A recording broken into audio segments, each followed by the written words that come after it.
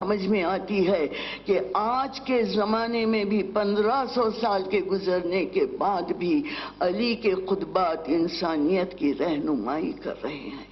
انسانیت کو آگے بڑھاتے جا رہے ہیں۔ تو یہ خطبات مولائے کائنات امیر المومنین ہیں۔ اور پھر ایک خطبہ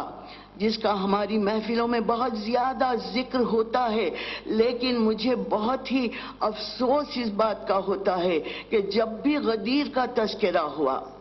جب بھی غدیر کے خطبے کا ذکر ہوا، یا تو صرف اس آیت کا سہارا لیا جاتا ہے جس میں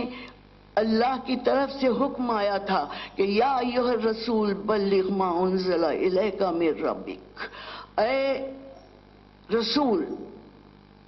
رسول کہہ کر اس لیے مخاطب کیا کہ تم کو بھیجا ہی گیا ہے رسالت کرنے کے لیے، پیغام پہنچانے کے لیے، اور جب تم نے مجھ سے وعدہ کیا تھا کہ تم یہ پیغام کو ضرور پہنچاؤ گے، تو کیا بات ہے کہ تم نے اب تک نہیں پہنچائی؟ اور اب جب وقت ہے، جب تمام 1,24,000 کا مجمع تمہارے سامنے ہے، تو اے محمد اس پیغام کو پہنچا دو جس کے پہنچانے کا تم نے وعدہ کیا تھا، اور اگر تم نے ایسا نہیں کیا فَإِن لَمْ تَفْعَلْ فَمَا بَلَّغْتَ رِسَالَةَ، اگر تم نے ایسا نہیں کیا تو تم نے رسالت ہی نہیں پہنچائی۔ تو اتنا سخت حکم ہے، اور بے شک بڑی اہم بات ہے، لیکن میں کیا کروں کہ صرف اسی آیت کو لے کر آگے بڑھ جاتے ہیں، کوئی اور دوسرا تذکرہ نہیں ہوتا، بہت شدت کے ساتھ ذکر ہوتا ہے، تو یہی ذکر ہوتا ہے کہ رسالت مآب نے علی کو ہاتھوں پر بلند کیا اور آواز دی، من کنت مولاہ فہذا علی مولاہ،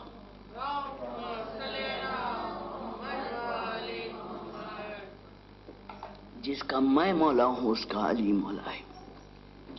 جسٹ ہوگا، بے شک جسٹ ہے رسالت مآب کے خطبے کا۔ اور پھر اس کے بعد پھر قرآن کی آیت ہمارے محفلوں میں بہت زیادہ جس کا ذکر کیا جاتا ہے، الیوم اکملت لکم دینکم واتممت علیکم نعمتی ورضیت لکم الاسلام دینا، آج کے دن ہم نے دین کو کامل کر دیا، ہم دین اسلام سے راضی ہو گئے۔ حقیقت تو یہ ہے کہ خطبہ ایک طویل خطبہ ہے جس کا ایک ایک لفظ روز روشن کی طرح امت کے سامنے اس طرح پیش کیا گیا کہ خطبہ غدیر میں کیفیت یہ، اور پھر یہ پورے کا پورا خطبہ ڈاکیومنٹڈ ہے،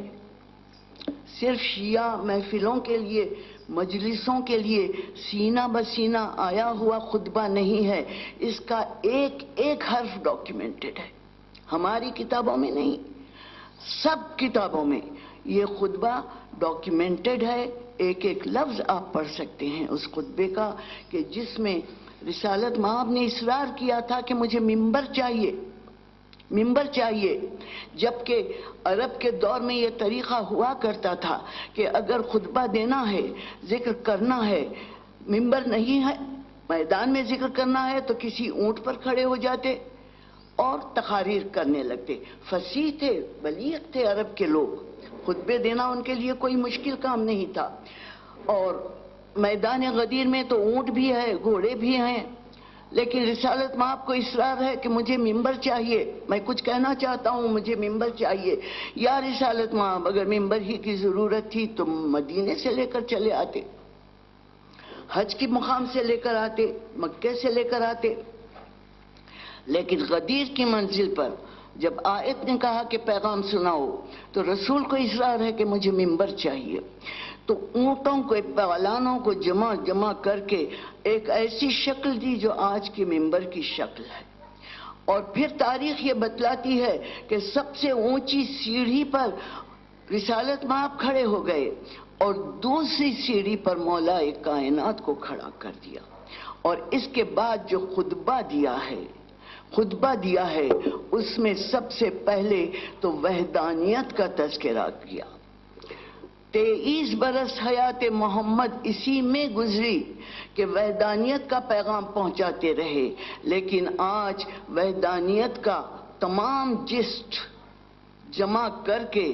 میدان غدیر کے خطبے سے توحید کو نکھار کر اس لیے پیش کیا گیا کہ شاید یہ زندگی کا آخری خطبہ ہے جو دیا جا رہا ہے، اور اپنی تمام تر ذمہ داریوں کو ختم کرتے ہوئے ایسے نکات بتلائے ہیں کہ بغیر ریفرنس کے سامنے کاغذ رکھے کہ میں آپ کے سامنے اس خطبے کو پوری طریقے سے پیش نہ کر سکوں، اور اس وقت بھی محدود ہوتا جا رہا ہے، میری منزل بہت دور اور آگے ہے۔ پھر اپنے نبی ہونے کی شان کو بتلایا، اپنے نبی ہونے کے ذمہ داریوں کو بتلایا، اور یہ بھی بتلایا کہ میں نے کس طرح تمہیں نماز کا حکم دیا، کس طرح روزے کا حکم دیا، میں نے کس طرح تمہیں صراط مستقیم بتلائی۔ ان تمام کا ذکر کرنے کے بعد ایک قصیدہ تھا جو زبان رسالت سے بشکل قصیدہ مولائے کائنات جاری ہوا۔ یہ علی جو دوسری سیڑھی پر تھے، ایک طرف ہٹ کر علی کو اپنے پہلو میں کھڑا کر لیا اور کہا کہ مسلمانوں، یاد ہے کچھ دن پہلے میں نے تم سے اس علی کے ہاتھ پر بیعت لی تھی۔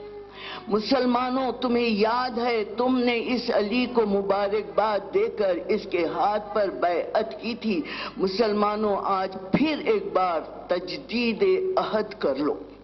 پھر ایک بار میں چاہتا ہوں کہ تم علی کے ہاتھ پر بیعت کرو۔ یہ علی، اس کی عظمت یہ ہے کہ وہ امام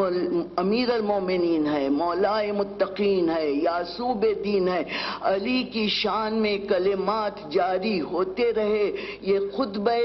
رسالت مآب ہے۔ اور جب علی کی شان بتلا دی، اپنی عظمت بتلا دی، اللہ کی شان بتلا دی، اور اپنے